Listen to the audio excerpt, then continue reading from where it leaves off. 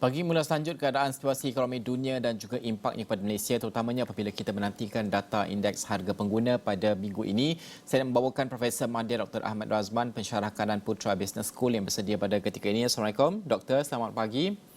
Doktor, mungkin pertama sekali, angka IHP kita jangkakan untuk bulan Mac akan dikeluarkan pada hujung minggu ini, pada hari Jumaat ini.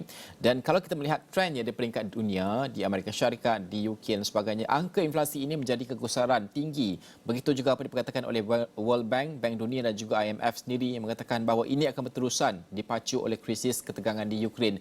Di Malaysia pula jangkaan dan juga bacaan doktor sendiri, apa yang boleh kita jangkakan dan bagaimanakah untuk kita melihat kawalan ini bagi dasar monetary untuk memastikan bahawa bebanan ini tidak terlampau dirasai oleh rakyat?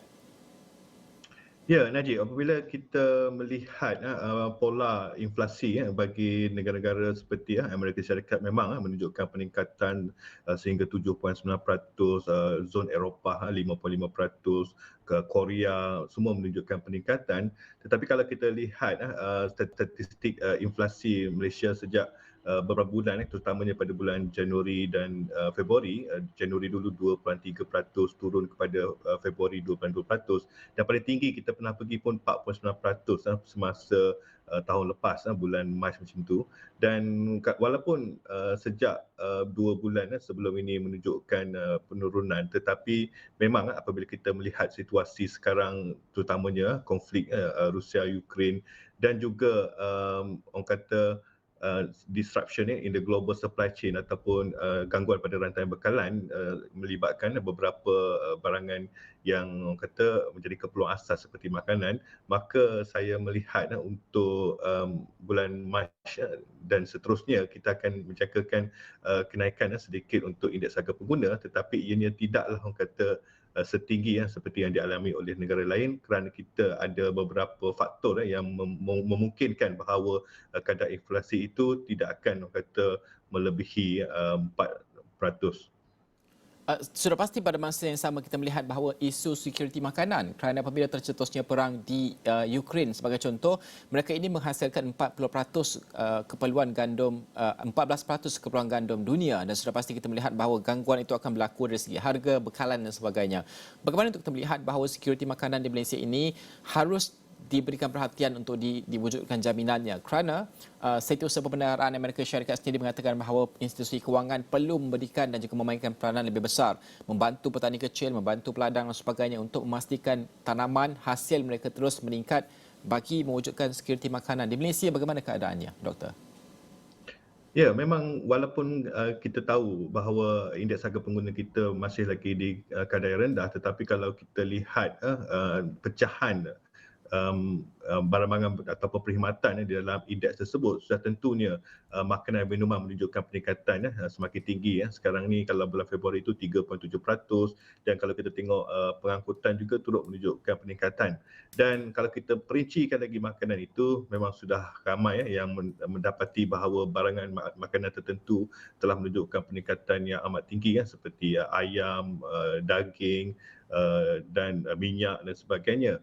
Dan oleh itu, kalau kita lihat apa yang berlaku di peringkat global dan apa yang berlaku di negara kita, memang sekuriti makanan ini telah menjadi satu isu yang berterusan. Malahan sebelum pandemik lagi, kita tidak mempunyai satu orang kata kecukupan dari segi kebergantungan dalam makanan yang dihasilkan di dalam negeri kita, kerana kita masih lagi bergantung kepada pelbagai makanan import daripada luar, dan ia menjadi lebih serius apabila berlaku pandemik dan juga apabila situasi semasa sekarang geopolitik menyebabkan barangan ini agak sukar dikawal. Namun apa yang menjadi sedikit kelebihan kepada kita ialah ada juga barangan komoditi seperti minyak sawit yang mengalami peningkatan harga, menyebabkan kerajaan mempunyai hasil tambahan, dan hasil tambahan ini boleh digunakan untuk menampung ataupun memastikan kawalan makanan dapat dilaksanakan di Malaysia, terutamanya untuk makanan asas. Disebabkan itu subsidi yang diberikan oleh kerajaan untuk memastikan sesetengah harga makanan itu kekal rendah, mampu memastikan bahawa rakyat tidak betul-betul terkesan dengan kenaikan harga barang asas. Itu yang kita nampak sedikit orang kata relief ataupun peluang untuk kerajaan memastikan ia tidak terlalu drastik dari segi peningkatan harga kerana berlakunya subsidi hasil daripada peningkatan harga komoditi tertentu yang dikeluarkan oleh Malaysia.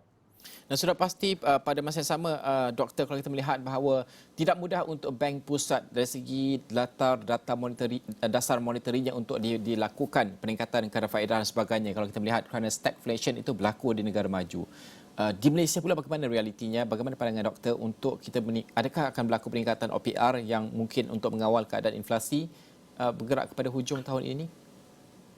Okey, kalau kita lihat definisi sebenar stagflasi ini, ianya apabila berlakunya pertumbuhan ekonomi yang merudum dan juga inflasi yang meningkat dan juga kadar pengangguran yang tinggi. Tetapi kalau kita lihat di Malaysia, ketiga-tiga ini sebenarnya tidak berlaku apabila kita lihat inflasi masih lagi di tahap yang rendah, kurang 2.2% pada Februari. Dan kalau kita tengok kadar pengangguran semakin turun dari bulan ke bulan sehingga sekarang 4.1%, jumlah penganggur dah jadi 671,000. Dan kalau kita lihat pertumbuhan ekonomi pula untuk suku tahun keempat tahun lepas bukan 3.6% positif dan untuk suku tahun pertama untuk 2022 ini juga dijangka akan lebih tinggi positif mungkin 5 ke 6%.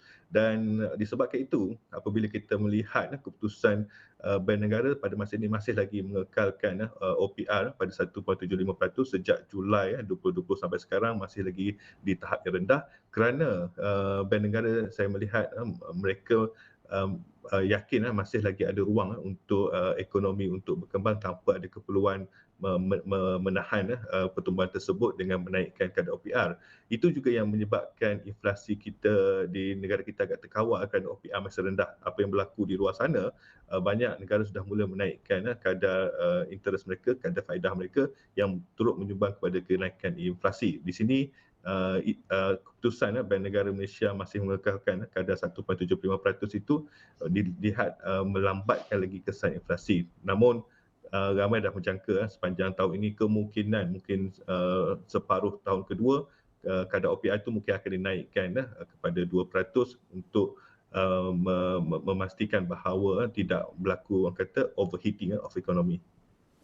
Okey, Doktor, terima kasih kerana meluangkan masa bersama dengan kami pada pagi ini. Profesor Madya Dr. Ahmad Razman, pensyarah kanan Putra Business School, kita berbincangkan tentang keadaan indeks harga pengguna yang kita jangkakan akan dikeluarkan pada hujung minggu ini, pada Jumaat ini yang akan membentuk kedudukan inflasi untuk bulan Mac dan juga pada masa sama untuk kita membaca dan juga melihat bagaimanakah sektor ataupun keadaan security makanan dalam keadaan gangguan bekalan rantaian pada ketika ini di peringkat antarabangsa dan pada masa sama stagflation yang dilihat tidak berlaku di Malaysia dan apakah dasar yang bersesuaian untuk dilakukan.